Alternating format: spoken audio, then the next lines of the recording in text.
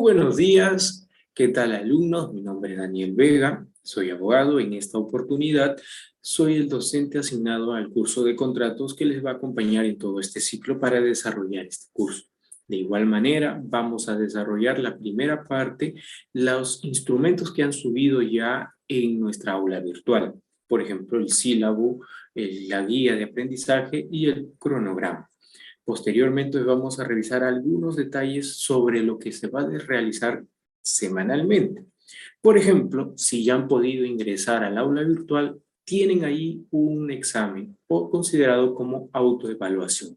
Esto se va a poner progresivamente entre 2 o 3 exámenes autoevaluativos para que el propio alumno ingrese y pueda identificar. Ojo, los exámenes no son complicados, son solamente 5 preguntas, son para marcar, pero lo que se busca es identificar cuál es el grado que tiene el estudiante o el sustento para poder introducir a las clases. Si uno puede ver que dentro de la clase todos responden de manera uniforme, significa que la base que todos tienen es de manera igualitaria. Sin embargo, puede haber algunos alumnos que sacan más o pueden sacar menos. De igual manera, vamos a tratar de identificar eso. Entonces, vamos a revisar en principio el sílabo.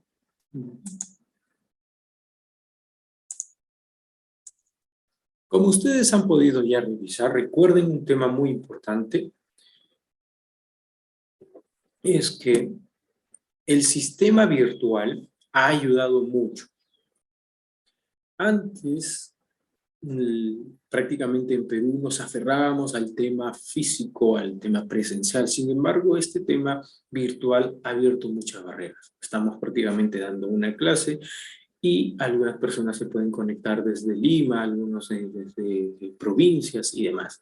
Sin embargo, un tema que la asignatura virtual tiene y demanda de los alumnos y especialmente de los profesores es que la clase no se vuelva monótona, que no se encuentre dentro de una clase en donde uno ingresa, prende la cámara o pone el micrófono y está conectado y el profesor habla, sino es que ustedes tienen que participar.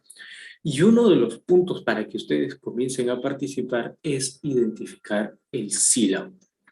Este sílabo ya se encuentra en el aula, pueden verificar los puntos importantes que van a ser desarrollados en la clase, los objetivos que ustedes deben lograr.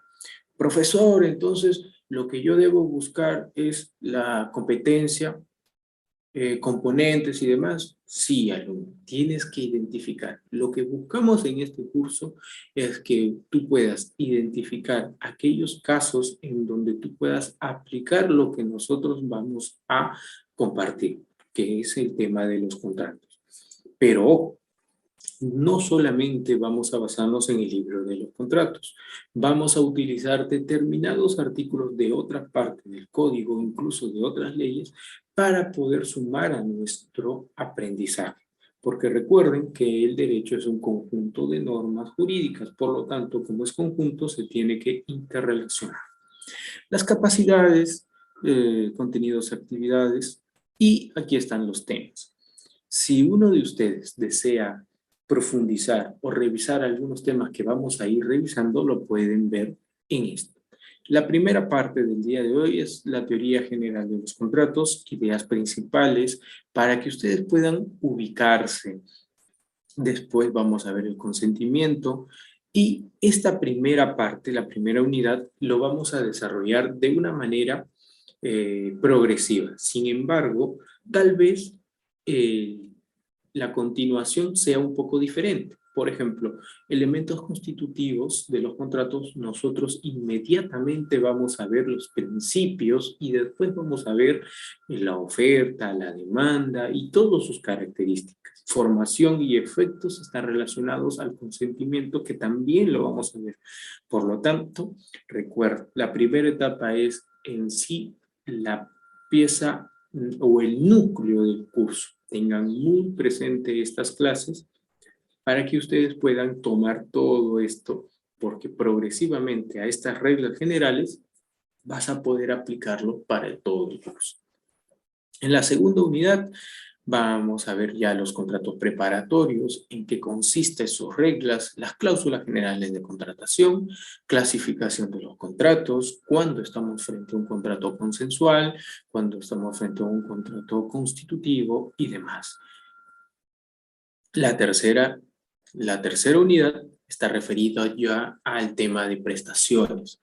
Identificar el objetivo que vimos en la primera parte del contrato, pero ahora indicarnos o relacionarnos a las prestaciones. Como todos ustedes ya han llevado acto jurídico, han llevado obligaciones, han llevado reales, entonces lo que vamos a ver en esta etapa es una combinación para identificar los casos en donde yo ya puedo aplicar lo que he venido aprendiendo. Así que tengan presente lo indicado. Y al finalizar vamos a ver la teoría de la imposibilidad o la teoría de riesgo. Y en la última unidad vamos a revisar saneamientos contractuales, vamos a ver la excesiva onerosidad y el examen propiamente dicho. Yo sé que todos ustedes están relacionados, o bueno, están en tema de internet. Algunos pueden asistir o algunos pueden no estar presentes al momento del dictado de las clases. Por parte del curso, en este curso, ojo, no en todos, la asistencia va a ser tomada. Sin embargo, nosotros especialmente vamos a darle la oportunidad al alumno de que dé el examen, porque no necesariamente estar presente al momento de estar en las clases puede protagonizarse o puede relacionarse con un tema de aprendizaje. Tal vez por un X motivos el alumno no puede estar presente al momento de darse la clase, pero posteriormente revisa el video. Lo que sí es necesario son dos cosas. La primera, hay determinadas actividades que el alumno, por ninguna razón, porque ya escapa por parte del profesor cualquier tema, puede dejar de realizar. Como por ejemplo los exámenes. Profesor, no pude dar mi examen. Aun cuando yo desearía darte una oportunidad, no puedo, porque eso ya lo ve la universidad. Así que los días de exámenes tienen que procurar, uno, es tener el internet estable. Dos, tienen que procurar estar y conectarse, porque el sistema te va a registrar. Segundo, existen actividades, controles, foros y demás. En esos casos, les vuelvo a indicar, la rigurosidad es que todos ustedes participen, pero por si por alguna razón no pueden participar, no se preocupen, va a haber muchas oportunidades. Estadísticas, bueno, todo este tema es para los recursos que vamos a utilizar en el curso. La evaluación, recuerden, examen parcial vale 20, el examen final 20% y la evaluación continua, que es lo que vamos a desarrollar durante todo el curso y en clases, es el 60%. ¿De qué corresponde este 60%? Son 3 controles, uno se elimina, son 2 foros, los cuales ustedes van a tener, las autoevaluaciones y el trabajo de investigación. Es un trabajo que nosotros vamos a desarrollar progresivamente. Son 3 entregas. Tienes 17 semanas para que realices el trabajo de investigación. El día de hoy solamente vamos a indicar algunas pautas, pero el día de mañana vamos ya a analizar en qué consiste el trabajo de investigación. Pero, como son aproximadamente algo de 70 alumnos, vamos a dar entre 7 títulos o 7 temas de investigación. Y dentro de los 70 tendrían que dividirse entre 7 grupos para que puedan ingresar en cada tema. Y así ustedes ya tengan un tema asignado y realicen la investigación. Recuerden, se suma, no hay un tema de diferenciación, todo esto es un tema que lo hace el mismo campus, así que no van a tener ningún problema. Si desean alguna bibliografía adicional, lo van a encontrar acá.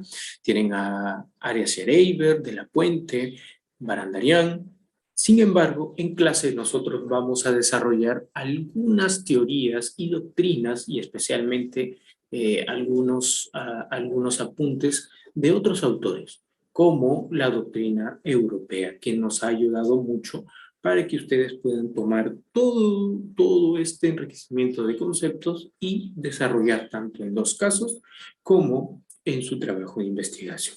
¿Alguna pregunta hasta aquí, alumnos? ¿Alguna pregunta?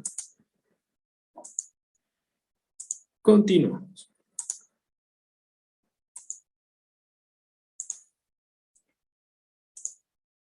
Ahora vamos a revisar la guía de aprendizaje. Esto de igual manera se encuentra eh, en el aula virtual. Muchas gracias, todo claro. ¿Qué es lo que se tiene que realizar en este punto?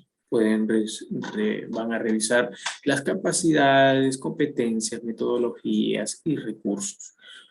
Todo lo que nosotros vamos a hacer va a estar en el sistema. Las clases grabadas, los PPTs, las lecturas, como han podido ya ingresar al aula, han visto que existe carpeta.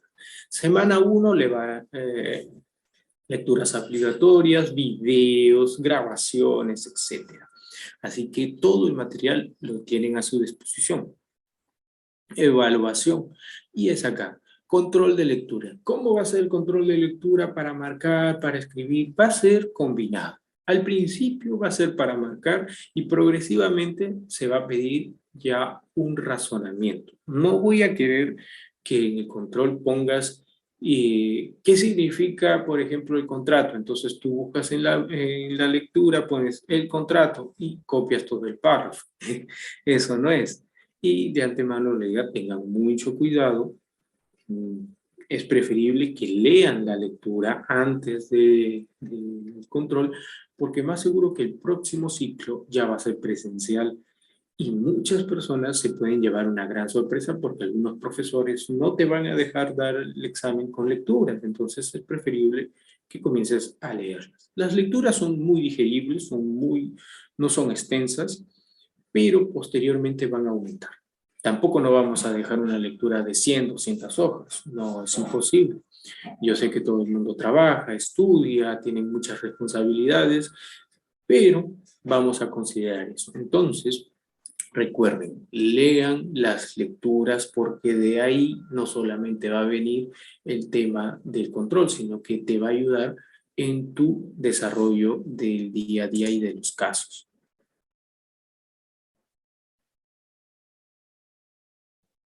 Como dicen, el presencial va a ser obligatorio. No, es el próximo ciclo. Posiblemente el próximo ciclo ya va a ser presencial porque todo se está activando. Entonces tengan presente eso. Y como les pueden ver, la plataforma que nosotros vamos a utilizar es Zoom, repositorios, la biblioteca. Ya saben cómo ingresar a la biblioteca, ¿cierto? Por favor, en el trabajo de investigación se va a necesitar y se va a incluir que no se copie. Y si tienes que tomar algún tema o alguna información de otros doctores o de otros libros, revistas, tienes que citarlo. Si no lo citas, puede existir controversias, entonces se te va a avisar. Si el alumno continúa con eso, entonces se va a proceder según lo que indica la propia universidad, que es una nota desaprobatoria. Tengan mucho cuidado, han visto las noticias, por aquí, por todos lados. Yo sé que no existe la intención de hacer una copia, sino es que algunas veces se les puede pasar el tema del citado, pero ustedes están aquí para poder realizar de manera correcta su trabajo. ¿Alguna pregunta hasta acá? Esta es la guía de aprendizaje. Y ahora vamos a ver la programación. Esto sí es importante, por favor, despierten. Despierten, muchachos. Ojo, mueve la cabeza, mueve los pies, porque necesito que tú estés consciente a lo que estás entrando. Porque después, cuando inicia las clases, he escuchado alumnos que están, profesor, no he tenido tiempo, no he podido revisar, pero ¿qué pasó, doctor?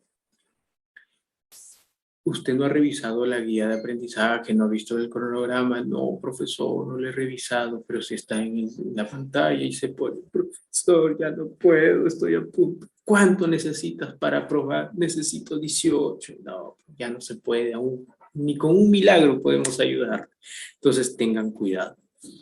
Al finalizar vamos a hacer otra vez las consideraciones. Ya tenemos una delegada, se llama María, y María se va a encargar de realizar un grupo de estudio de todos ustedes. También se puede crear el grupo de WhatsApp que están haciendo mención. Pero por favor, en el grupo no estén mandando videos, memes, eso no, porque se llena la memoria, ¿no? Yo no voy a estar ahí porque yo sé que va a haber, para que ustedes se puedan desarrollar completo. Así que tienen que estar atentos a lo que vamos a desarrollar. Primera semana es el día de hoy. Vamos a realizar la parte introductoria del curso y vamos a poner las pautas. Y estamos avisando que se tiene que realizar un trabajo de investigación. El trabajo de investigación se presenta en 3 partes. Lo vamos a explicar el día de mañana, pero estamos dando algunas consideraciones. El día de hoy también tienen que desarrollar la autoevaluación. Está abierto desde las 9:30 hasta las 23:59. Son 4 preguntas para marcar rápidamente, solamente es ustedes, es lo que ustedes tengan para que yo pueda saber cuál es el nivel que tienen respecto a su fundamento en los cursos. La segunda clase, de igual manera, se va a llevar la clase los martes y miércoles y se va a activar el foro. Ustedes tienen que ingresar y realizar lo que nosotros vamos a indicar. Son preguntas, responden, tienen que generar un debate. Tercera semana es el control de lectura. Adicionalmente de las clases, se tiene que presentar el trabajo de investigación. La primera entrega, que es el sábado 20 de agosto. Ese día lo tienen que subir. Vamos a crear una carpeta. En la semana 3, ustedes ingresan y suben su trabajo con su API. ¿Cuánto es la extensión? Media cara. Media cara de trabajo, nada más.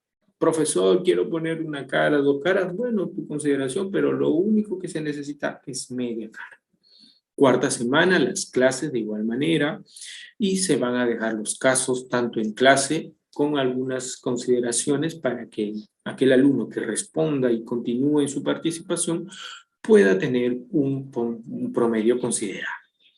La quinta semana, de igual manera, es clases, tanto los días martes y los días miércoles, donde se va a desarrollar y realizar la retroalimentación ya para el examen final, para el examen parcial, porque progresivamente ya estamos. La semana 6 es el control de lectura número 2. De igual manera, antes, prácticamente semana 2, semana 3, ya estamos colgando en la carpeta que dice control de lecturas. Son las lecturas que ustedes deben revisar para que ya puedan tener. Semana 7, los lineamientos, también va a haber un foro con la finalidad de calentar motores para el examen parcial, y y la semana 8 es el examen parcial. No se suspenden clases, significa que después del examen seguimos con las clases. Va a ser 1 hora.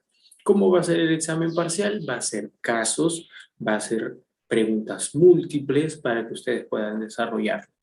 No te voy a preguntar qué es el contrato. No, es imposible, porque ahí vas a ver, el contrato es la manifestación de 2 o más voluntad. No.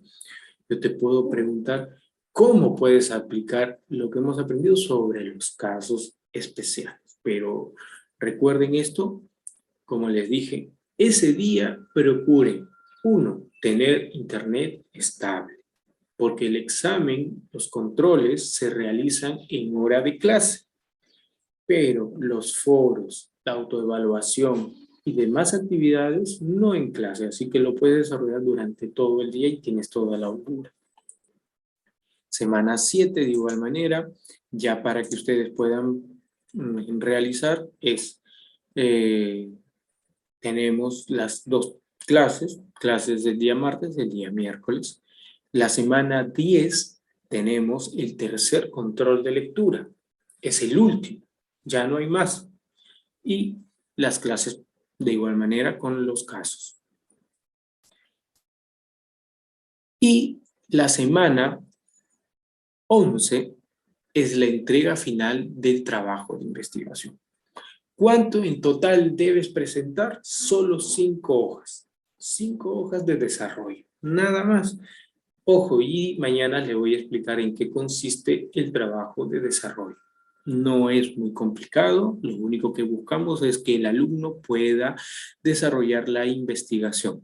Alumno de derecho que no investiga no es alumno de derecho, será cualquier de otra carrera, no lo sé, ustedes pueden poner como corte y confección, chef, no sé, albañil, lo que sea, pero no es alumno de... El alumno de derecho tiene que investigar y la investigación es generar una pregunta y dar una respuesta desde el aspecto tanto teórico como práctico y ustedes lo van a ir realizando. Recuerden eso. Y bueno, la última unidad que son prácticamente 3 clases porque ya al final es prácticamente solamente el examen final y rezagados. La semana 13, de igual manera, clases. La semana 14 vamos a realizar un repaso y la semana 15 es el examen. Ya no hay más, de igual manera tengan mucho cuidado, estén conectados para el examen final. ¿Pueden rezagar un examen? Sí, ustedes ya tienen conocimiento. Uno de los dos, tanto el examen parcial o el examen final, pueden rezagarlo y lo dan la siguiente semana. Profesor, ¿es el mismo examen? No, va a ser diferente. Y de igual manera, tengan presente. Después, este es el cronograma. Por favor, revísenlo, tal como ya les indiqué, las fechas especialmente. Sin embargo, nuestra delegada, María Arce, es la persona que cualquier cosa vamos a estar comunicándonos y ustedes de igual manera, si tienen alguna duda, alguna pregunta, pueden canalizarlo con María. Yo le voy a dar a María mis datos y podemos estar conversando. Ahora, vamos a ver. En cada semana vamos a subir 2 archivos. La primera, que son videos. Aquí ustedes pueden ingresar, son videos muy pequeños de 5 o 6 minutos con la finalidad de que esto no sea tan cargado. Te va a ayudar a poder revisar algunos conceptos. No vamos a poner una conferencia de 3 horas. Uno ni ve una película de 3 horas, va a ver una conferencia de 3 horas, es imposible. Los videos son como ayudas, refuerzos que tú lo puedes revisar y de ahí tú puedes tomar incluso algunos conceptos para poder reforzar.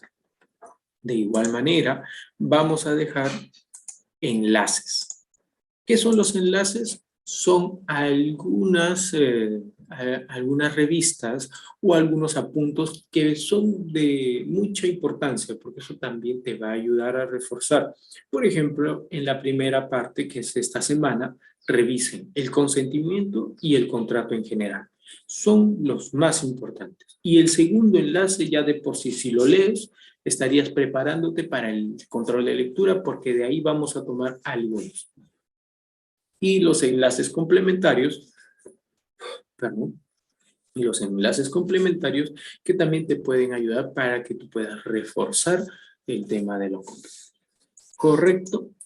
¿Alguna pregunta hasta aquí? ¿Alguna pregunta hasta aquí? Ahora sí. Ya que todos han podido ingresar, les vuelvo a indicar. A ver, María, ¿puedes presentarte? Nombre, dirección, correo, Gmail, Instagram, Facebook, ¿cómo te encontramos? Es nuestra delegada. Mientras yo voy preparando ya las clases introductorias del día de hoy. Sí, profesor, ¿puedo prender mi cámara? Claro, por favor, para que todo el mundo vote por ti y todos ya te conozcan. Ah, ok. Bueno, hola, buenos días. Bueno, en esta oportunidad voy a ser su delegada en el curso de Teoría General de los Contratos. Bueno, como lo mencioné con anterioridad, yo ya había tenido experiencia siendo delegada en otros cursos y bueno, tengo la grata oportunidad de hacerlo con ustedes. Y bueno, voy a estar atenta a cualquier inquietud o duda que ustedes puedan tener. Por el chat, por si acaso les voy a dejar el número, si es que, mi número para que me puedan contactar, consultar cualquier cosa y bueno, les puedo ayudar en todo lo que estén mis posibilidades. Perfecto, muchísimas gracias María, ya todos saben, tiene presente, así que cualquier cosa, por favor ingresen al grupo que está creando y estén relacionándose. María va a tener los dos puntos más importantes. Uno es la administración de los temas del trabajo de investigación y la formación de los grupos. Nada más, y ustedes indican, oh, María, por favor, yo quiero realizar el tema 1, el tema 2, el tema 3, el tema 4. Van a ser 7 temas y ustedes ingresan. Como somos 70 aproximadamente, serían grupos de 10. Y mañana, como les digo, vamos a poder eh, desarrollar. Entonces, sin ningún más preámbulo, vamos a iniciar la clase del día de hoy. ¿Alguna pregunta, por favor? ¿Alguna pregunta? Antes, por favor, eso sí, antes de iniciar, algo que no les ha quedado claro.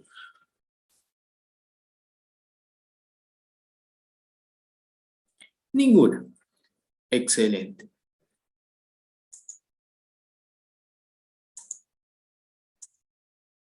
Por favor, ¿pueden confirmarme si ven la pantalla? Sí se ve, doctor. Perfecto. Muchísimas gracias. Entonces, vamos a revisar el día de hoy la teoría general de los contratos.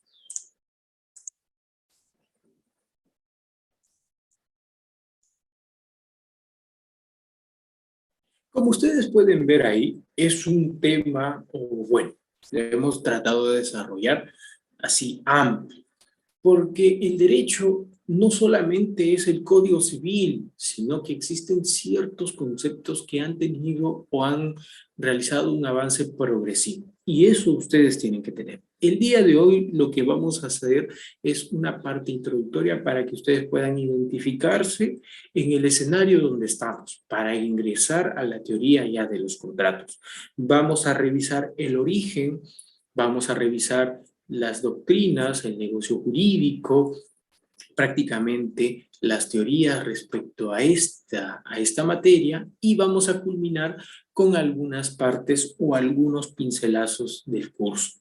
Tal vez vamos a desarrollar algunas ideas, pero recuerden, esto lo vamos a profundizar durante todo el ciclo. Así que apunten si tienen alguna pregunta, participen si ustedes tienen alguna duda, de igual manera realicen su pregunta y cuando nosotros realicemos alguna pregunta y el alumno responde correctamente, le vamos a considerar. La participación es muy importante porque es parte de la evaluación continua. Si participas durante toda la clase, tenlo por seguro que eso te va a sumar por lo menos tus 2 puntos en tu promedio final. Ni siquiera en tu examen, en tu promedio final se te pone, porque eso es que el alumno ha participado, ha estado pendiente en todas las clases. Ahora, primer punto, recordemos que el derecho como tal, que nosotros podemos conocer, se remonta desde Roma. Ustedes pueden ver ahí el mapa, el cual se extendió casi por toda Europa. Un momento. Se extendió por toda Europa. Y un punto importante sobre esto es que, como pueden verificarse, como se extendió, puede haberse extendido también sobre culturas, costumbres. Es por eso que nace y se desarrolla determinadas categorías, determinados conceptos que con el pasar de los años Roma puede centralizarlos y comienza a crear un derecho. Este derecho como tal bueno, continúa evolucionando porque el periodo de Roma tiene de 1000 años. En esos 1000 años surgieron muchos fenómenos, pero nosotros nos vamos a enfatizar en 3.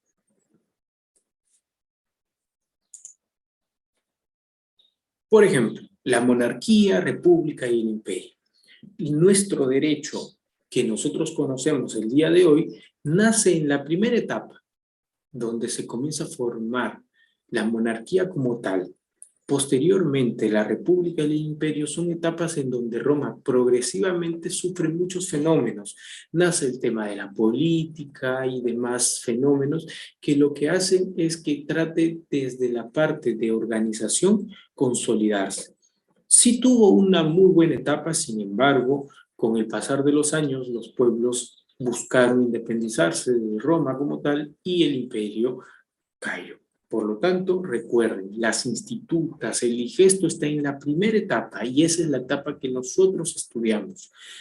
Posteriormente existe otra etapa de derecho, pero esa no lo hemos tomado desde el aprendizaje porque estos fenómenos cambiaron dependiendo de la etapa en que se vivió. Paolo Grossi. Paolo Grossi o Paolo Grossi es uno de los comparatistas más grandes del mundo. En su libro Propiedad y Propiedades, que actualmente lo ha actualizado en el 2019, ¿qué es lo que señala? El Imperio Romano, como extensión, como órgano de gobierno, se enfatizó a muchos pueblos, hemos revisado. Sin embargo, cuando dejó de estar vigente este imperio, estos pueblos que habían sido conquistados seguían utilizando el derecho romano para poder autorregularse. Y es algo raro porque aun cuando no estabas ya sometido a las reglas del imperio, seguías utilizando estas reglas. Es por eso que la principal idea de Paolo Grossi es que el derecho como tal va a perdurar, porque les va a dar una forma de solución. Eso es lo que busca el derecho. Dentro de esto, posteriormente, se crean los estados. Como pueden ver, esto es en Europa. Todo este fenómeno pasó primero en esto, porque fue ahí donde comienza a generarse este estudio y la investigación al tema jurídico. Pasaron muchos años y después vamos a ver por qué, para que se pueda relacionar el derecho romano con los sistemas jurídicos. ¿Y cuáles son los 2 sistemas más importantes en el mundo? ¿Se acuerdan? Existen 2 sistemas. Está el Civil Law y el Common Law. Perfecto, el Civil y el Common Law. Nosotros pertenecemos a la primera parte. Y nosotros, dentro del Civil Law, tenemos a 2 grandes sistemas muy importantes, los cuales han ayudado al desarrollo. Y es el francés y el alemán. En Francia, tenemos como 4 ideas preponderantes para que se desarrolle este derecho, porque el derecho francés y el derecho alemán son 2 derechos que han influenciado en casi todas las orbes o todos los países del mundo. Incluso cuando se formó o se realizó las leyes civiles, Estados Unidos tomaron algunos ejemplos de Alemania, porque su propia forma de investigación ayudó. Posteriormente vamos a ver cuál es el ámbito de aplicación, pero ahora nos centramos en Francia. Francia tiene, para constituirse su derecho como tal, se basó en 4 ideas. La primera, la filosofía cartesiana, la ilustración, la Revolución Francesa y tenemos al mandatario que fue Napoleón Bonaparte. La filosofía cartesiana. El máximo exponente en este momento es René Descartes. René Descartes, en su libro Discurso del Método, establece un pensamiento que es el germen que ayuda a que los ciudadanos y especialmente determinados grupos puedan identificar que se tiene que realizar un cambio. Pienso y luego existo. La gran mayoría de estudiosos o de clases y de conferencias se queda en esta primera parte. Pienso y luego existo. Sin embargo, toda la oración es, y si existo, alguien tuvo que crearme. Este pensamiento es importante porque su origen o el avance que tiene René Descartes fue tomado por ideas que han venido trabajándose por el pasar de los años. Por ejemplo, tres autores muy importantes que influyen en esta filosofía cartesiana. Uno es Aristóteles. Aristóteles propone una forma de gobierno. ¿Se acuerdan? En su libro La Política, la monárquica, la aristócrata y la demócrata. La primera, el gobierno de uno, que es para Aristóteles la forma de gobierno por excelencia, porque la toma de decisiones es inmediata. La segunda, la aristócrata, porque esta es la forma de gobiernos de los sabios, de las personas más inteligentes, y la demócrata, que es el gobierno de muchos. Como diríamos el día de hoy, el gobierno del pueblo. Posteriormente, Aristóteles ingresa a un mundo mucho más grande, pues comienza a revisar la ley natural. El ser humano, por naturaleza, tiene derechos. Entonces ingresa a ese mundo y comienza a despertar, a realizar y a investigar y a proponer determinadas posturas. Estas posturas son tomadas, por ejemplo, por Santo Tomás de Aquino, que es uno de los mayores exponentes respecto a la doctrina cristiana. Lo que identifica es que el ser humano es natural, pero a la vez esta naturaleza está relacionada porque el ser humano es un ente sociable. Necesita socializarse, necesita organizarse. Por lo tanto, uno de los aportes más grandes de la doctrina cristiana es dar esta organización. Es por eso que ustedes van a ver en esta etapa o dependiendo, no sé, algún tema de películas y demás, que en la etapa medieval se utiliza mucho la organización y comienza a tener mucho realce el tema del reinado. Pero el reinado, como da un tema de organización, el ser humano va a reconocer que necesita o su origen está relacionado a una divinidad. Y a la misma vez que está el reinado va a aparecer la iglesia.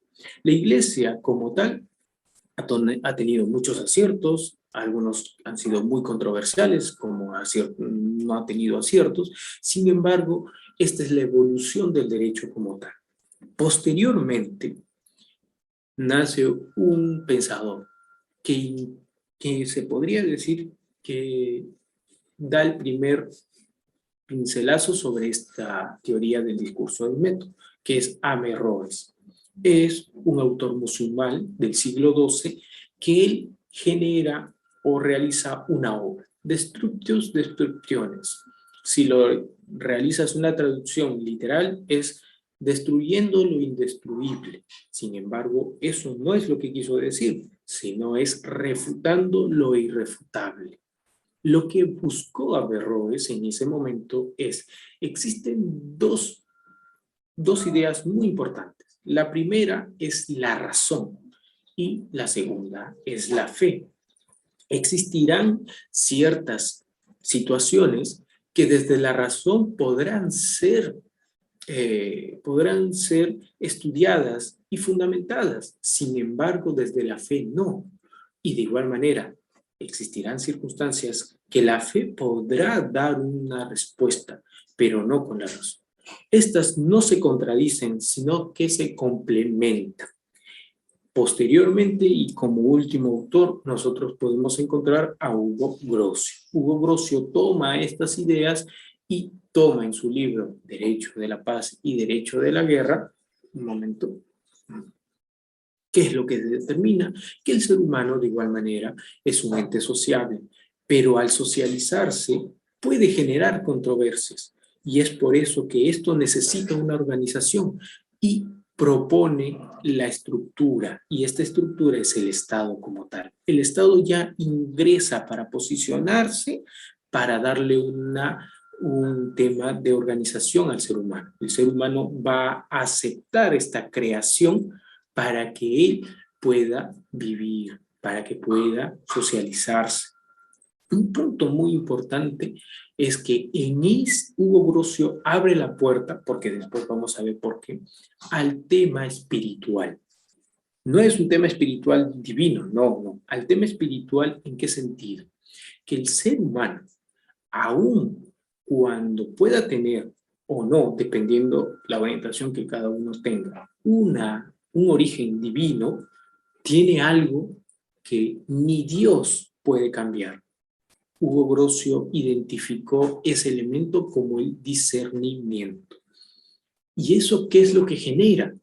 Cuando se identifica que el ser humano, al ser natural, tiene un elemento que lo hace único. Por lo tanto, al hacerlo único, este elemento le da la particularidad de poder generar efectos, pues su voluntad va a ser incuestionable, va a poder producir consecuencias. ¿Recuerdan algunas preguntas que se dicen, no? Si existe, por qué existe tanta maldad y demás.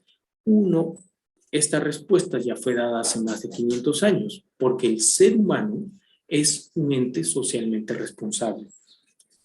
Desde el punto de vista del discernimiento, Hugo Grocio identifica que el ser humano puede elegir.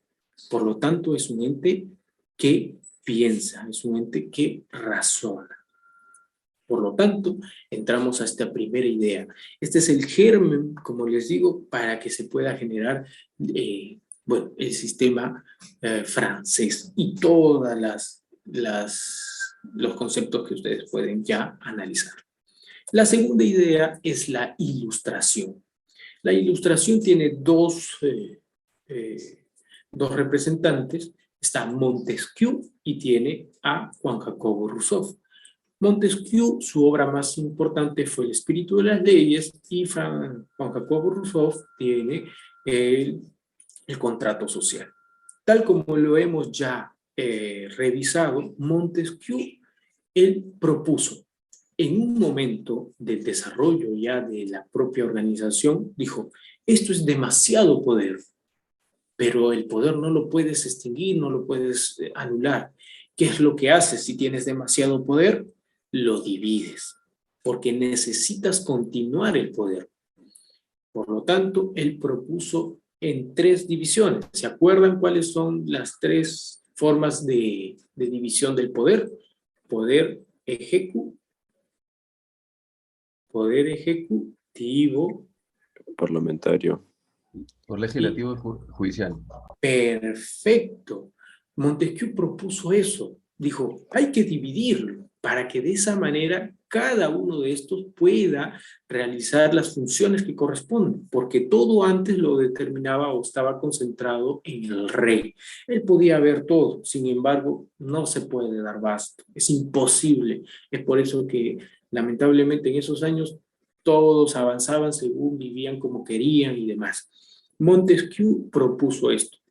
Mientras Locke, que fue inglés, también propuso la división, pero él no propuso los 3 poderes que conocemos, sino él propuso el poder judicial, el poder legislativo y el poder confederal, porque él era cónsul y él consideraba que las relaciones internacionales eran de vital importancia. El tercer evento es la Revolución Francesa. Tiene que haber una situación, un evento que sea de magnitud tan enorme como fue la Revolución Francesa para que se comience a generar este evento, que es la creación del derecho francés como tal. Este evento, que es lo que buscó, es la creación de los derechos del hombre y del ciudadano frente a 3 pilares, la libertad, igualdad y la fraternidad. Y sobre todo, lo que buscó es que se rompan las barreras. Ya no se puede identificar que existe una clase noble ni un pueblo, sino todos somos iguales. No que mi sangre es noble, que mi apellido tiene 2000 años, no. Porque hasta esa época, en Francia, existía una ignorancia enorme respecto prácticamente a las instituciones. Cuando uno era procesado en esos años, en el siglo XVI, todo el proceso era en latín. O sea, tú ingresabas a un proceso y eras condenado o absuelto en latín. Tú ni siquiera sabías, porque el francés no sabía latín. Entonces, en ese momento, lo que buscó este evento es romper eso. Ya no, se tiene que generalizar el derecho para que todos tengan conciencia que es lo que se está tratando. Por eso, uno de los mayores aportes de Napoleón Bonaparte fue la creación o la instauración del Código Civil. Napoleón Bonaparte instauró en todo momento que se realice este aporte. Y como dijimos, la forma de gobierno para Aristóteles es la monárquica, la perfecta, porque al concentrar todo el poder en una sola persona, él puede tomar decisiones de forma rápida. Y es lo que creó el sistema francés. ¿Correcto? ¿Alguna pregunta hasta aquí? Ahora, ¿cuál es la base del derecho alemán? Y esto estamos revisando porque nosotros durante todas las clases vamos a impartir y vamos a ver todos estos derechos. Alemania, Francia, España, Italia, para que ustedes puedan saber de dónde nace tu derecho, por qué estudias derecho. Alemania también, su inicio como tal, también se basa en 4 ideas muy importantes. ¿Y qué es lo que generó? Recuerden, el Código francés es de 1808, pero el Código alemán es posterior, es ya prácticamente del siglo XVIII, casi 1900. Pasó muchos años, porque los alemanes al identificarse que Francia ya tenía un código y que ese código estaba siendo prácticamente tomado por muchos pueblos para que estos puedan tener una regulación buscando la democracia, ellos se preguntaron, ¿cómo es posible que mi vecino tenga un código y yo no pueda tener un código? Y algo más, todavía más importante, dijo, la persona que había coordinado el Código Civil estudió en la Universidad de Berlín. O sea, yo le enseñé y él lo hizo. Y yo, ¿por qué no lo puedo hacer? Es por eso que en Alemania comienza a generarse esta tendencia con estos 4 pilares. Por ejemplo, tenemos la primera, la filosofía kantiana. Kant es un autor muy estudiado, su filosofía es una que ha dado vueltas a todo el mundo, sobre todo respecto al punto que hemos hablado de Hugo Grosso, que es la espiritualidad, no como digamos, no el tema divino, sino ingresa a un mundo metaverso, donde ya no es necesario el contacto, ya no necesito estar presente, sino que puede existir otros fenómenos en donde sin estar presente o sin tener contacto, yo sigo teniendo dominio, sigo teniendo posesión, sigo teniendo control sobre determinadas situaciones. Cuando delego una representación o cuando delego una acción a un determinado sujeto, tengo dominio de esa actividad. Eso es lo que él comienza a estudiar. Ese mundo se considera para Kant. Uno de sus mayores aportes fue la paz perpetua. Dentro de ello se crea la idea y principio que se volvió posteriormente y tomado en todos los códigos es el principio de la buena fe. Existe un principio que el ser humano tiene que buscar en todas sus relaciones, es la buena fe, y es por eso que nosotros vamos también a estudiar este punto. ¿Se acuerdan que en Francia crearon el Código Civil? En Alemania hubo un debate entre Savigny y Thiabout. Savigny era uno de los más representantes de derecho a nivel mundial, porque era prácticamente uno que tenía una referencia enorme. Él consideró que no era necesario tener un código civil, a diferencia de Francia, porque el derecho prácticamente lo que hizo francés es ordenar las institutas, el digesto. Antiguamente, el digesto, si uno tiene los libros o uno revisa, está desordenado. El día de hoy, por ejemplo, un pretor escribía sobre contrato. El día de mañana sucedía algo y era muy interesante, lo escribía. Ya no era contrato, sino, por ejemplo, derechos reales. Entonces tú podías encontrar en una misma hoja o en un conjunto de párrafos varios temas. Entonces lo que hizo el sistema francés es ordenarlos y adecuarlos a su época. Savigny dijo, no se necesita esto.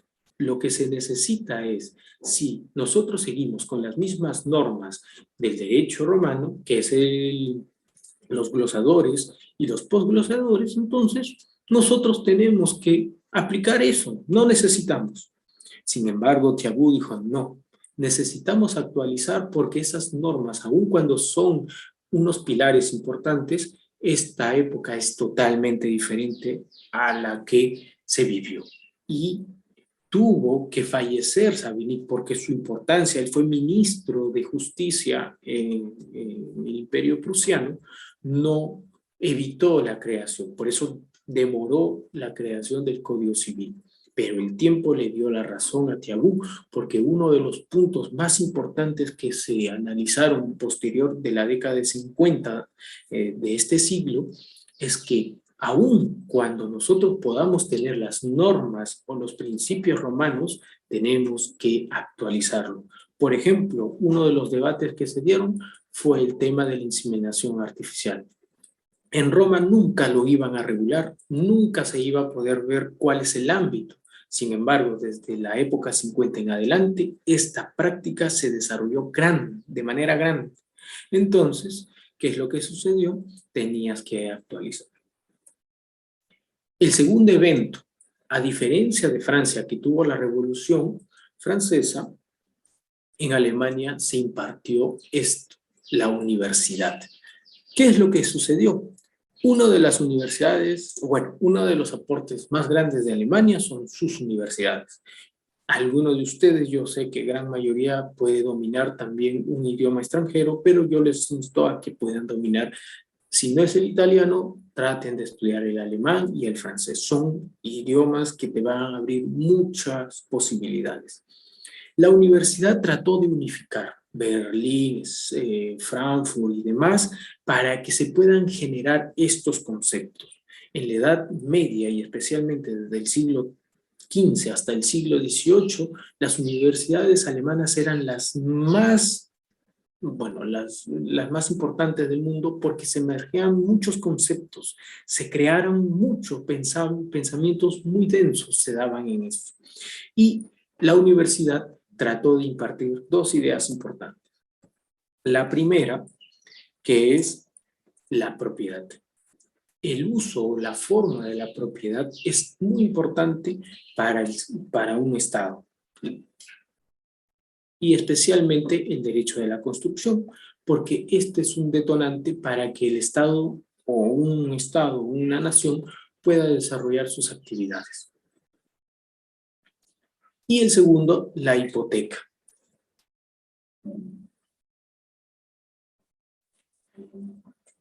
Y el segundo punto, la hipoteca. ¿Por qué? El sistema crediticio o el sistema de poder ingresar al tema del sistema financiero es importante.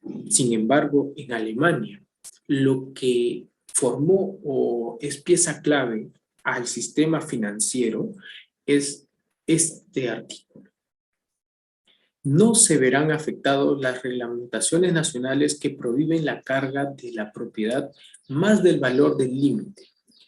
A diferencia de todo el sistema latinoamericano, en Alemania se puede hipotecar un bien, por ejemplo, el bien A, bien C. Sin embargo, ellos por ley establecen que solamente se puede dar el 70% del valor del bien, imaginémonos, o el 60%. Por lo tanto, si el bien vale $100,000, solamente puede ser objeto de crédito el 70%.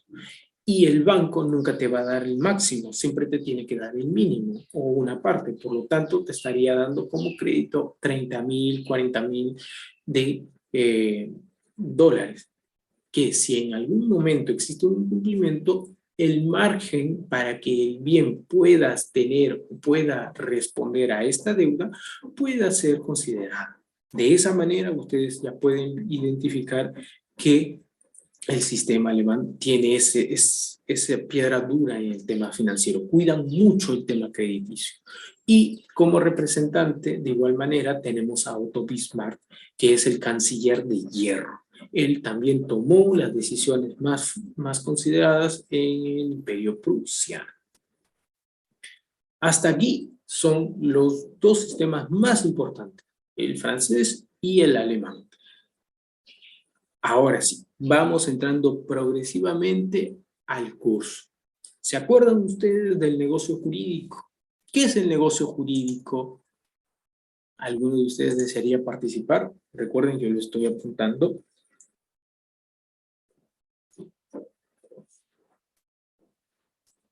¿Qué es el negocio jurídico?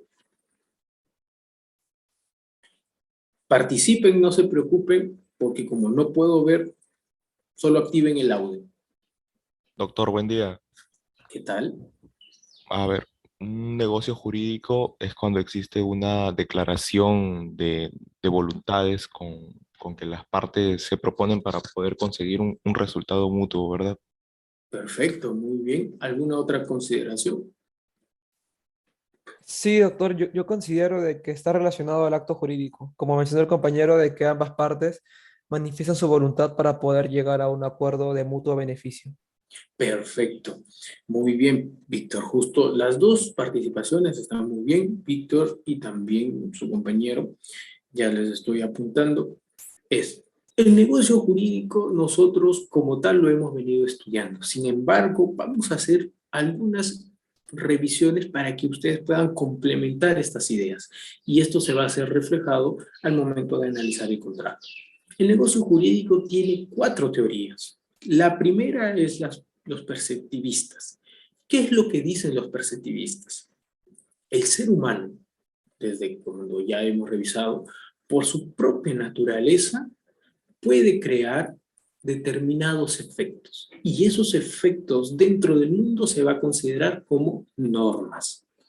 Por lo tanto, los perceptivistas dicen, si A y B se relacionan y acuerdan realizar una actividad, esa actividad es un acuerdo, por lo tanto es una norma entre A y B.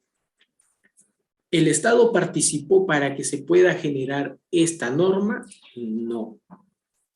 El Estado no participa. Cuando A se relaciona con B y, por ejemplo, realizan un convenio, un contrato, etcétera, ¿el Estado ingresa? No. Por lo tanto, los perceptivistas señalan de que para la creación de normas no necesitas la actividad del Estado, sino por el simple hecho de ser individuo, lo vas a generar. Porque A y B, al hacer el acuerdo, B cumple y A cumple, se acabó. No existe más, no hay ningún integrante. ¿Y quiénes son los máximos exponentes? Tenemos a Betty y a Scognamiello. Ellos generan esta teoría. La segunda teoría es los normativistas, que ingresa, por ejemplo, el pensamiento de Louis Ferre. En el mismo ejemplo, A y B, al haberse puesto de acuerdo, crean esta norma.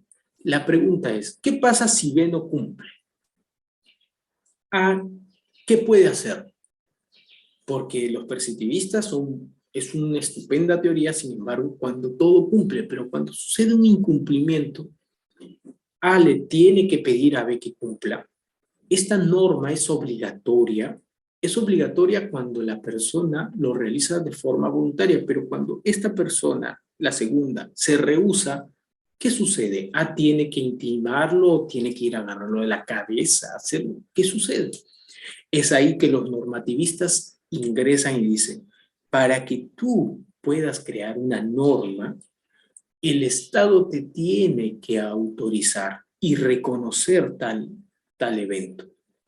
Porque cuando exista un incumplimiento, A va a solicitar al Estado y le va a comentar, oye, me puse de acuerdo con B, y no cumplió. Entonces, el Estado ingresa a esta relación y va a verificar si esa norma se encuentra dentro del mundo tutelable que él ha establecido, dentro del mundo jurídico. Si está dentro de este mundo jurídico, va a poder exigir a B que cumpla. Le va a decir, yo, Estado, te autorizo A para que tú le puedas exigir a B. Y B, yo te exijo que cumplas. Y si no cumples, también tienes repercusiones, indemnizaciones y demás. Así que recuerden, estas son las teorías que dan origen al negocio jurídico. ¿De dónde parte la necesidad? De la necesidad de relacionarse. Perceptivistas, normativistas. Los voluntaristas y los axiológicos es una mezcla de ambos, pero desde ámbitos o acciones constitucionales, que se encuentre posibilitizado, que esté en la norma, pero en esencia son ambas. ¿Alguna? Sí, correcto, Jonathan. Y para que el Estado pueda identificar y le otorgue a esta norma que ha sido creada entre A y B un ámbito de exigibilidad, ingrese al mundo jurídico, se determina juricidad. Es aquel amparo que el ordenamiento jurídico le va a otorgar a este acuerdo para que pueda tener y gozar de todos los efectos. Es por eso que nosotros tenemos que estudiar de esa manera. Y las situaciones jurídicas subjetivas que son muy importantes. Por ejemplo, ya no existen la forma tradicional de decir que el ser humano tiene derechos y obligaciones, sino que ahora tiene situaciones jurídicas. ¿Por qué? Porque es aquella posición que el ser humano va a ocupar en una relación. Va a ser una situación subjetiva, activa o pasiva, de ventaja o de desventaja, porque dependiendo del escenario y la posición en donde se encuentre, va a poder utilizar los derechos que correspondan. Por ejemplo, de activa, ¿por qué es activa? Porque va a realizar un comportamiento. Y es inactiva porque sin su comportamiento va a realizar algunos efectos. Es una situación de ventaja porque su interés se va a ver satisfecho, y es de desventaja porque tu comportamiento va a ser utilizado para poder satisfacer un interés de una persona diferente. Por ejemplo, a ver, ¿se acuerdan representación? ¿Han estudiado representación? ¿Cuáles son los derechos y las obligaciones del representante? ¿Cuál sería el derecho o obligación del representante en el contrato de representación? ¿Se acuerdan? Sí, participen, nada más activen su audio. Sí, doctor, ¿sería defender a su patrocinado? Correcto. Realizar acciones a favor del representado. Ese mismo ejemplo, pero lo vamos a ver ahora con situaciones jurídicas. A le da un poder a B. Podríamos decir que tiene derechos y obligaciones, sin embargo, vamos a indicar que no es así. Tiene situaciones. ¿Por qué? A se encuentra en un estado de sujeción, porque es una situación jurídica de ventaja inactiva. Estado de sujeción porque al haber dado el poder a B, si B realiza una compra-venta, realiza una donación, paga una deuda, contrae una deuda, los efectos, ¿quién lo asume? A. Por eso él se encuentra sujeto a lo establecido por B. Y B, ¿qué es lo que va a tener? Un poder que está relacionado para poder influenciar en las decisiones y en el ámbito jurídico de A. De esta manera ustedes pueden estudiar ahora el derecho como tal. Ahora ya vamos avanzando. ¿Qué es lo que sucedió en Italia? De igual manera, cuando generan estos dos pensamientos, recuerden, el francés y el alemán, comienza a generarse la suspicacia de los italianos. ¿Por qué? Hay dos cosas que los italianos no lo pueden superar hasta ahora. Les duele el alma cada vez que pueden generarse. Una, el latín. Los alemanes, cuando comienzan a investigar el derecho romano, se dieron cuenta que todo estaba en latín. Por lo tanto, las reglas de ortografía, las reglas de hermenéutica y demás, para el idioma latín está en alemán. Los alemanes reconstruyeron el latín para poder estudiar el derecho romano. Eso es algo que los italianos en su momento se dieron cuenta que no pudo haber sido realizado, porque es un idioma neto. Es como si viniera otro país y quisieran aprender de la cultura incaica y reconstruyen el idioma quechua para entender. Y uno, siendo peruano, no lo hizo. Y el segundo punto que también les duele cada vez que se les recuerda es el derecho, las institutas. Los alemanes, cuando identificaron la creación del indigesto, las institutas lo tomaron y lo estudiaron. Entonces, a los italianos les dolió. Tanto es así que hubo una división. Cuando uno puede verificar esto, y esto es muy importante porque vamos a dejar algunas lecturas de autores italianos, tienen que verificar que Alemania tiene dos orientaciones pero muy marcadas: la orientación francesa y la orientación alemana o germánica. Tanto en la provincia de Trieste, la provincia de Trento, se utiliza el derecho alemán respecto a determinadas situaciones, bienes reales y demás. Sin embargo, en las demás se va a utilizar el derecho francés. ¿Y por qué pasó ese fenómeno? Porque cuando se unificó Italia, Trento y Trieste les dijo: yo me unifico, pero yo conservo mi derecho, porque su origen fue un origen austriaco. Al unificarse, se generó este fenómeno. Es por eso cuando uno va a estudiar a Milán, a Venecia, siempre te van a dar este indicativo. Todo lo que nosotros podemos estudiar aquí lo vas a aplicar. Sin embargo, en Trento y en Trieste vas a tener que aplicar determinadas normas, porque ahí se aplica un derecho que tiene influencia germánica. ¿Correcto? Y ahora nos pasamos a Augusto Teixeira de Freitas. Es uno de los más grandes pensadores ya actuales, que lo que buscó en su estudio fue la tricotomía de Pons de Miranda. ¿Qué es lo que sucede?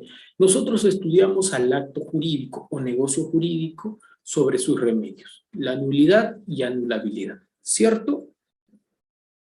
¿Se acuerdan? ¿Se acuerdan? Sí, doctor. Correcto. Sin embargo, Pons de Miranda señala que no se puede estudiar así. El acto tiene tres momentos: existencia, validez y eficacia. Va a existir determinados elementos, o bueno, determinados actos que pueden existir, pero que no cumplen la validez para que esto pueda estar dentro del mundo jurídico. De igual manera, puede existir determinados actos que existan, que sean válidos, pero que no produzcan efectos jurídicos. Por ejemplo, elemento de existencia. ¿Cuál es el elemento de existencia? Es la voluntad, expresa o tácita. Eso es para que exista. Sin embargo, el solo hecho de hacer una voluntad ¿va a generar una validez dentro del mundo jurídico? No, porque como hemos estudiado y vamos a estudiar también en el curso, esta voluntad tiene que tener determinadas características: capacidad, tiene que tener objeto, fin, causa, formalidad, para que sea válido. Pero ojo, hay determinados actos que aún existiendo y siendo válidos no puedan producir efectos jurídicos, porque la eficacia está relacionada a la legitimidad. El caso más estudiado es el poder de representación. No se encuentra legitimado. Por ejemplo, A le da un poder a B para que realice una venta de un bien. Sin embargo, B, no lo vende, lo da en donación. El acto existe, sí, el acto es válido, cumple todas, incluso por notario, etcétera, pero no va a producir efectos porque no existe esta legitimación. Uno, puede ser que el representante ya no tenga poderes, por lo tanto no se encuentra legitimado, y lo que va a suceder es que el representado no acepte. Otro es el tema de venta de bien conyugal. El esposo y la esposa tienen un bien conjunto, lo realizan, lo venden, pero nunca participa la esposa. Por lo tanto, no se puede declarar la nulidad a esa venta, porque el esposo sí ha manifestado una voluntad, sí ha cumplido con los requisitos. Lo único que falta es la manifestación de voluntad de la esposa. Pero tú no puedes castigar a ese negocio jurídico con la nulidad, porque la nulidad es como si fuera una bomba atómica, desaparece todo. Tú no puedes desaparecer la voluntad del esposo, porque el esposo ya lo manifestó, no podrías ignorar eso. Es por eso que esto te ayuda a poder analizarlo de otra manera. Y entramos a los conceptos fundamentales. Ya habiendo paseado por todo este inicio, que es el derecho romano, francés, alemán, italiano, entramos ahora al ordenamiento jurídico como tal. El ordenamiento jurídico o mundo jurídico, conocido como tal, son aquellos acontecimientos que se pueden identificar. En este mundo vamos a encontrar las leyes, las normas jurídicas, decretos, costumbres, y vamos a encontrar el hecho jurídico. El hecho jurídico es aquel acontecimiento que va a producir efectos. Tenemos dos: el hecho hipotético o concreto, que se encuentra tipificado en una norma, y el hecho jurídico en sentido estricto, que es el acto jurídico. Dentro del acto jurídico tenemos dos: el acto jurídico en sentido estricto y el negocio jurídico. Y tal como ustedes ya lo han dicho en sus inicios, que es, uno es una activación jurídica de un determinado componente, mientras que el negocio jurídico es el acuerdo o la regulación que uno quiere que produzca determinados efectos sobre el acto que está haciendo. Dentro del negocio jurídico tenemos el poder, tenemos el contrato, el testamento, la promesa, y dentro del contrato podemos ubicar a la oferta, desestimación, revocación. Todos estos son negocios jurídicos. Ahora, ¿cuál es la diferencia entonces, profesor, negocio jurídico? ¿Para qué? ¿Qué es lo que busco? La diferencia principal es la voluntad.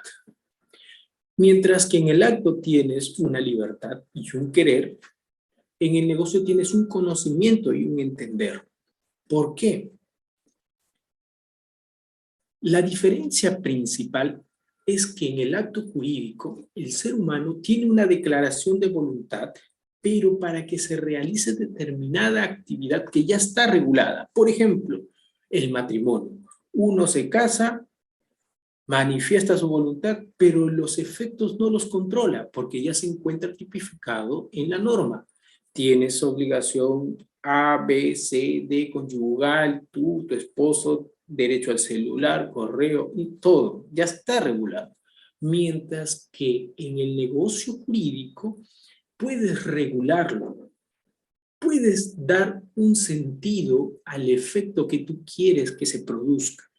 Por eso se llama. Sacco en su libro señala: hecho, acto y negocio jurídico postula como una defensa del mercado, porque un sujeto va a poder establecer el efecto que va a tener este negocio que está creando. Por lo tanto, como último punto, ¿cuál es el interés? ¿Qué es el interés que nosotros vamos a estudiar durante toda la clase, durante todas las clases? Es aquella necesidad que tiene que ser satisfecha mediante un comportamiento o un bien.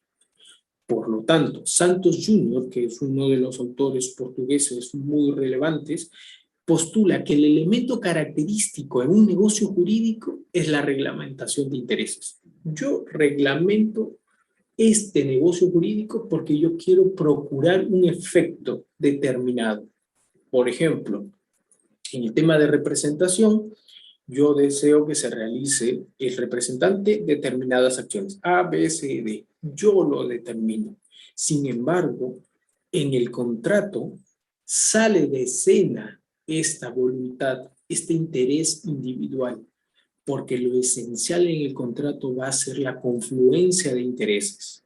Ya no es solamente el negocio jurídico regulado, sino es qué es lo que estás buscando con la regulación. El interés del sujeto, de tu contraparte, para alcanzar el objetivo. Y en eso vamos a revisar, porque existen determinados elementos que cuando esto no se pueden coincidir, existen remedios. El ordenamiento jurídico y especialmente en el peruano, que sigue mucho la influencia francesa, utiliza, verifica elementos que deben estar dentro de la rigurosidad del contrato. Si no se encuentran, no podrán ser tomados dentro de la tutela. Por lo tanto, el contrato, los elementos centrales es la voluntad y el interés. Dos niveles de los contratos tenemos, la reglamentación interna y la dimensión axiológica, que es los valores jurídicos. La eficiencia no es un valor jurídico según Falsea. El contrato como categoría, tal como hemos visto al inicio del negocio jurídico, los axiológicos, los normativistas, el contrato también es estudiado por estas categorías. Es estructural porque existe una unión y fusión de dos o más voluntades. Ontológico es una manifestación de voluntad, axiológico, funcional y dogmático. ¿Cuáles son los casos que escapan a esta regla de fusión o unión de voluntades? Son los contratos forzosos. Aquellos contratos en donde tú solamente aceptas. Por ejemplo, los contratos de tarjeta de crédito, los contratos con el Estado, cumplimiento de las reglas, intervención judicial en los contratos de la cláusula penal. Porque aun cuando has puesto determinadas cláusulas, el Estado ingresa por medio del Poder Judicial y te dice: esta cláusula penal que tú has incluido no se ajusta. Por lo tanto, se tiene que realizar un cambio. Eso es unos casos forzosos que escapan a esta regla. Y la característica del contrato, para finalizar, como les digo, esto es un tema general, es un acto consensual. Consentimiento es la coincidencia entre la oferta y la aceptación. Se aprecia, en principio, una falacia, porque en la práctica no necesariamente las partes conocen todo el contenido. Es imposible que tú sepas todo el contenido de lo que tú estás buscando en el contrato, los efectos que puedan producirse. Lo único que buscas es el objetivo inmediato, y eso lo vamos a revisar en clase. Es un acto negocial voluntario. Primera teoría, voluntad de efectos jurídicos o la intención jurídica. Entiendo, quiero y entiendo todos los efectos. Segunda teoría, voluntad empírica. Vincula a la entidad. Entiendo la voluntad del acto, qué es lo que quiero y conocer el fin principal. Sin embargo, no necesariamente voy a saber todos los efectos que pueda generarse. Esta segunda teoría es la que predomina. No se puede querer y conocer lo que no se conoce. Y patrimonialización según Vincenzo Rotto. ¿Cuáles son los actos patrimoniales? Lo que vamos a entrar la siguiente clase. Cuando estamos frente a un tema patrimonial es porque se encuentra dentro del mercado. Sin embargo, hay determinados actos que escapan, que no tienen materia dentro del mundo patrimonial y son no patrimoniales. Por ejemplo, el matrimonio no genera una relación entre el vínculo entre A y B, es solamente un vínculo jurídico afectivo. La adopción, consentimiento expreso de órganos, que está relacionado al asentimiento, autorización en el artículo 7, artículo 304, el acuerdo familiar no patrimonial. Y los efectos. Por ejemplo, la relación de cortesía, pactos de honor, cartas y demás. Hasta aquí es la clase del día de hoy. Esta es la clase introductoria. El día de mañana vamos a continuar. ¿Alguna pregunta hasta aquí, por favor? Doctor, una consulta. ¿Estas diapositivas van a estar colgadas en el campus? Todo va a estar colgado en el campus, la cual va a ser subida progresivamente. Por ejemplo, el día de esta semana, máximo la próxima semana, estamos subiendo lo que hemos hecho hoy. De igual manera, esta presentación, tú puedes ingresar por internet, pones ahí Teoría General de los Contratos, Presi, Daniel Vega, y te va a salir. No te preocupes, todo el material ustedes lo van a tener. ¿Alguna otra pregunta? ¿Alguna otra pregunta?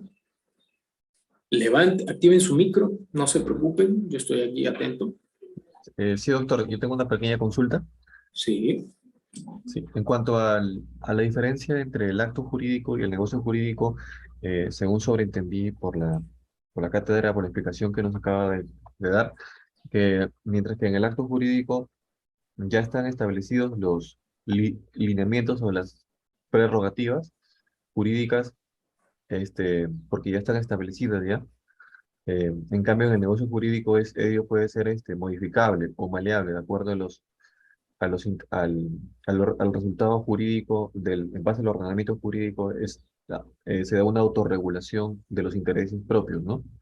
exacto, tal cual lo que tú has señalado. Y añádele ahora que en el contrato la voluntad o el tema autónomo va a ser desplazado, porque cuando tú manifiestas tu voluntad ya no solo va a primar la tuya, sino la confluencia del otro interés o de la otra voluntad para un objetivo. El contrato es eso ya, progresivamente, tal como has dicho, acto, negocio y ahora contrato. ¿Alguna otra pregunta? Muchas gracias, doctor. Bueno, muchísimas gracias de antemano. Espero que la clase haya sido de su agrado. Esta clase va a ser así, va a ser una parte doctrinal. La próxima vamos a ver casos, vamos a hacer las preguntas. Participen porque yo en todo momento estoy apuntando a las personas que ingresan. Claro, participar, no, profe, quiero hacer, no. Tienes que dar una respuesta a los casos que nosotros vamos a dar. Recuerden, nuestra delegada es la doctora María y el día de mañana vamos a explicar el tema de investigación. De antemano, te pido por favor, María, los temas que vamos a utilizar para el trabajo de investigación son... María, ¿estás ahí? Sí, doctor. Muchísimas gracias. Por favor. 1. El consentimiento. Tema 1, el consentimiento. Tema 2, formación del contrato. Tema 2, formación del contrato. Tema 3, el objeto del contrato. Tema 3, el objeto del contrato. Tema 1, el consentimiento. Tema 2, formación del contrato. Tema 3, el objeto del contrato. Tema 4, contratos preparatorios. Tema 5, cláusulas generales. Tema 5, cláusulas generales. Tema 6, contratos gratuitos y contratos onerosos. Contratos gratuitos y contratos onerosos. Tema 7, teoría de la imposibilidad o teoría de riesgo. Por lo tanto, alumnos, de antemano mañana ya vamos a explicar, pero estos son los 7 temas que nosotros hemos dado. Ustedes tienen que ingresar en uno de ellos. Máximo, como somos 77, máximo 11 alumnos por tema. Si ya se cumple, ya tienes que buscar otro. Y mañana vamos a explicar cómo puedes hacer. ¿Correcto, María? María se ha apuntado todo, ¿cierto? Sí, doctor.